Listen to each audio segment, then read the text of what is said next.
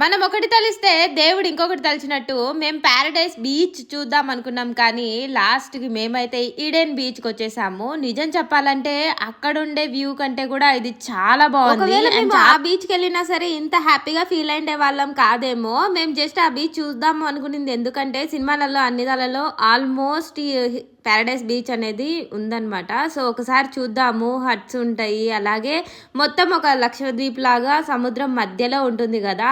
ఎలా ఉంటుందో ఒకసారి ఎక్స్‌పీరియన్స్ చేద్దాము అని చెప్పి అనుకున్నాం. కానీ అక్కడ మిస్ అయిన తర్వాత మేము మంచిగా భోజనం చేసాము. అక్కడ నుంచి నిదానంగానే ఈడెన్ బీచ్‌కైతే వచ్చాము. ఈ ఈడెన్ బీచ్ చూసిన తర్వాత మేము ఇంతవరకు చూసిన బీచ్‌ల అన్ని దాన్ల కంటే కూడా ఈ బీచ్ చాలా మంచిగా అనిపించింది. అండ్ అక్కడ ఉండే వాళ్ళు కూడా మెయింటైన్ చేసే వాళ్ళు కూడా చెప్పారనమాట. పారడైస్ బీచ్‌కి దీనికి పెద్ద డిఫరెన్స్ ఉండదు మేడం. అది మధ్యలో సముద్రం మధ్యలో ఉంటుంది. బట్ ఇది మాత్రం బయట ఉంటుంది అంతే అని చెప్పి అన్నారు. సో నెక్స్ట్ టైం ఎలాగైనా ప్లాన్ చేసుకుని ఒకసారి వెళ్దాము. బట్ ప్రెజెంట్‌గా అయితే మేమేం మిస్ అవ్వట్లేదు దానికి. ఇది కొత్తగా మేము చూసినందుకు ఇంకా హ్యాపీగా ఫీల్ అవుతున్నాము. ఈ వ్యూ చూస్తే మీకు కూడా అనిపిస్తుంది. యాక్చువల్‌గా నేను వ్యూ అంతా చాలా కరెక్ట్‌గా తీసుంటే బాగుండేది అనిపిస్తుంది ఈ వాయిస్ ఓవర్ ఇచ్చినప్పుడు. ఇంకా చాలా బాగుండింది. ఇంకా అలాగే మినీ గేమ్స్ కూడా ఉన్నాయన్నమాట. మా శ్రీవారు అలాగే మా తమ్ముడు ఈ గేమ్ ఆడారు. ఈ గేమ్ పేరు ఏందో నాకు తెలీదు, మర్చిపోయాను నేను.